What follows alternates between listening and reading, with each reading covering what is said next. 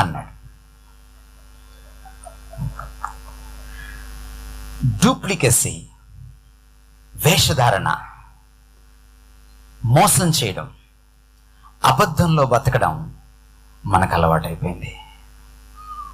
అందుకనే మనము అసలు కంటే నకిలీని ఎక్కువ ఆదరించడం మొదలుపెట్టాం.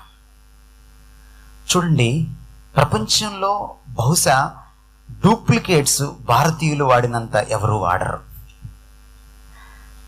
అవునా? ఒరిజినల్ కంటే మనం డూప్లికేట్ని ఇష్టపడతాం. ఎందుకని? అబద్ధానికి అలవాటు పడిపోయాం. మన దేశంలో, మన సంస్కృతిలోనే అంతర్భాగంగా ఈ నైజం ఉంది.